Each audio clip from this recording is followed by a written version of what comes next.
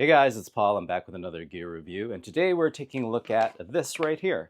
This is right on Trek. These are backcountry meals that you can make when you're camping or on the go, or maybe for emergency situations. Although maybe not. We'll talk more about that later. So this is the brand here, right on Trek, versus what I typically use, which are these right here, which is Peak Refuel and Mountain House. Now, before we go too much further, I'm really going to split this into two parts. One is actually the product itself, and the second thing is actually my experience with the company Right on Trek. So firstly, these are not the same in terms of these are not really in the same category. I mean, they're on-the-go meals, but they're very different. I actually did not realize that when I got this, so if you guys are purchasing Right on Trek thinking that this is a dehydrated meal, it is not.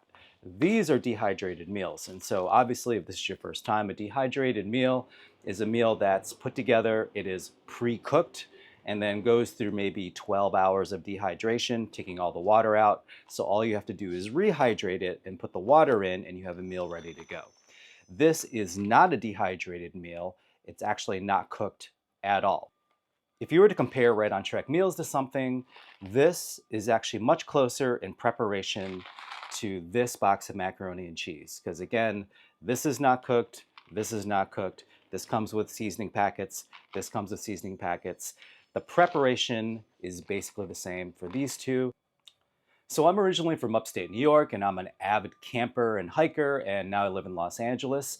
And literally the back of my car is filled with camping stuff 100% of the time.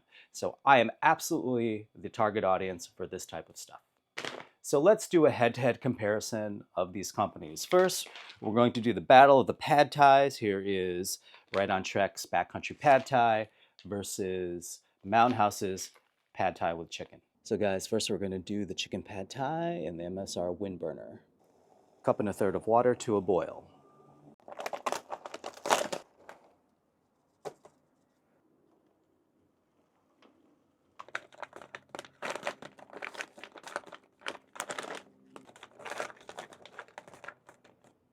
So this is done. Let's check out this chicken pad thai. So both the Right on Trek and the the Mountain House and the Peak Refuel, they're all 2 servings. If you know anything about camping, you always subtract 1 serving on 1 person, so it's a 3-person tent. It's really a 2-person tent. If this is really 2 servings, it's kind of just 1. Hey guys, so I lost this video clip, so I'm going to have to speak over this still right here. I am not doing the Right on Trek in the MSR wind burner where I'd cook most of my meals. The reasons are, 1, these take a lot longer to cook, and I just don't want to burn all the extra fuel making this, whereas it would take me a lot shorter time, a lot less fuel to make the Peak Refuel or the Mountain House. This is burning a lot of extra fuel. I just don't want to do it. Secondly is that I just don't want to clean up the MSR wind burner. It's when sauces kind of coagulate, get cold, they get really sticky and gunky, and it's just a pain in the butt to clean. This is just so much easier to use this pot. So the water is boiling. We just added the Right on Trek, and you're supposed to turn the heat down and cook it for 4 to 6 minutes. So the Right on Trek is cooked, and we'll just put that right in there. Here's the thing, is this is going to need some cleanup afterwards, so this is going right in the sink. So looking at these two, there's definitely more to the Right on Trek and then the Mountain House, and they look very, very different. So let's try the Mountain House. And there's much smaller pieces of noodles because again, they were cooked and dehydrated, and it's quicker to rehydrate when there's smaller. Wow, that was really good. It's very tomatoey. It's tomato based. Let's try a piece of this chicken. Really good. Let's get this pad thai from Right on Trek. Now, here's the thing. You have bigger noodles because, again, you're not having to rehydrate. You're actually cooking these. Definitely looks a lot different. Let's try this.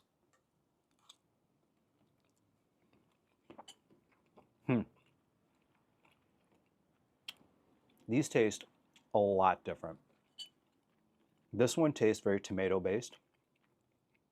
This one has peanuts in it and tastes a little bit more peanutty, obviously, because there's actually whole peanuts in it.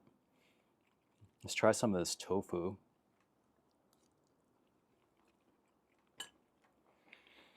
Whoa. That tofu is not good. It tastes very musty, old, like it's kind of gone off a little bit. This is surprisingly bland, I'll be honest. Like this doesn't quite look as good. But man, it tastes a lot better. This is a different taste, but this tastes better. And this looks better. So it actually really surprised me how bland Right on Trek meals were. But also it should be noted that Right on Trek sells kind of accessory packs for their meals. Like some meals you can buy other extra stuff that can come with it. And honestly, I don't love that. I think your meal should be judged on how you buy it without having to buy extra stuff. So when I'm doing these reviews on this meal, it's as you would normally purchase it without having to buy extra things, because I actually don't think you should have to buy extra things in order to make this a good meal. If you have to buy those extra things, it should be included in the meal to start with. So it should also be noted that these 2 servings for a whole, there's just 2 servings for the Mountain House is 480 calories, and 2 servings, which is the whole thing for the Right on Trek, is 1,040 calories, so which is more than twice as much as this. So basically, one whole package of this Mountain House has fewer servings than half the package of this. Now, granted, there is definitely more of this in here, but I'm not sure that there's twice as much in here. It should also be noted that, when I mentioned how this one is bland, I thought that maybe it was because of the lack of salt. Maybe they're trying to be healthier and there's a lack of sodium. So I'm looking here on the sodium, which is right there. And if you eat the whole thing, it is 92% of your sodium. So this has 92% if you have the whole thing. Whereas this one, which is the Mountain House, has 48%. So this has 48, this has 92, but this tastes bland and this tastes good. Very interesting. Additionally speaking, because I wasn't really a fan of the pad thai, it tasted kind of musty.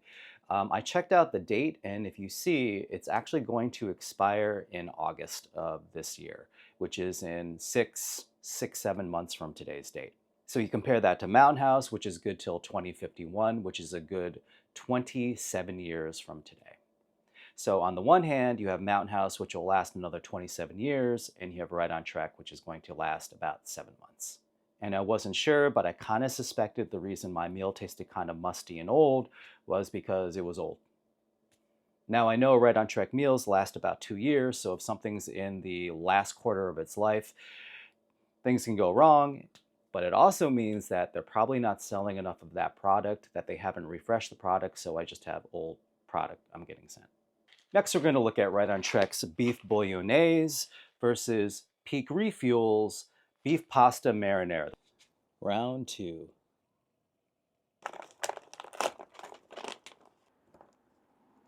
So here is the Peak Refuel beef pasta marinara.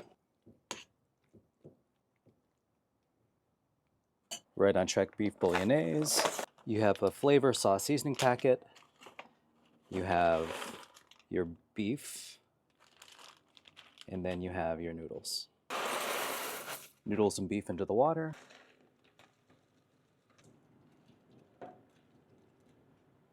And here is the Right on Trek hearty beef bolognese. So again, with the Right on Trek, there is actually more volume, which I actually really like. I really dig that. And let's try these. So this is the Peak Refuel. This is the beef pasta marinara. Spirals and little nuggets of beef. Kind of looks like dog food, I'll be honest.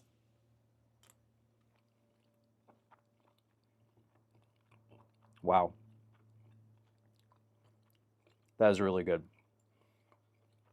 It tastes like there's toasted Parmesan. It's very umami flavored. Delicious. Okay, let's try the Right on Trek hearty beef bolognese. And again, you see the difference in the noodles. These are egg noodles. These are spirulini.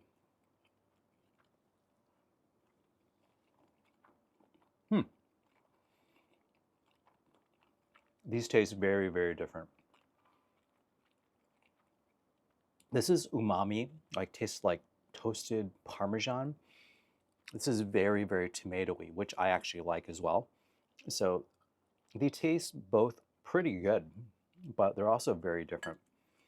The meat in this, there's not as much meat. Peak Refuel, you see tons of meat. This is not bad, but this is definitely more flavorful. If you said I could only have one of these again, either the Right on Trek or the Peak Refuel, if I had to choose one, it's pretty easy. I would choose this one. This one just tastes a lot better. This isn't bad. This one just is better. So I reached out to Right on Trek because I wasn't very happy with the pad thai or the product in general. It tasted old, it tasted musty, and as you see, it probably is old, and I didn't even finish it. I do not like wasting money, but I thought it just was inedible. It was not very good. I just couldn't force myself to eat it. So I reached out to them and I said, hey, I have very low confidence on your product after trying some of it. I just really want to send it back because I ordered maybe 12, 15 of these and I just don't want these because I don't like them. And their response was asking for the batch number of the order, and they said they will not take the product back. However, they'll give me a coupon for a discount for more product. Why would I want a coupon to purchase more product when I already don't like the product? It makes no sense. So for anyone out there who runs a business, I do some business consulting, you should realize that the cost to retain a customer is a lot less than the cost is to acquire a customer. Acquisition cost tends to be very high. It's much cheaper to retain a pre-existing customer.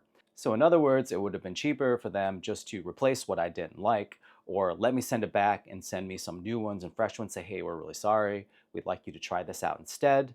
But they didn't do that. They said, hey, you are stuck with what you have, what you don't like, but here's a coupon to buy more of what you don't like, even though we haven't proven ourselves to you that our product is any good. So I'm not very confident that I'm going to like any of Right on Trek's products because my experience has not been that great with what they are.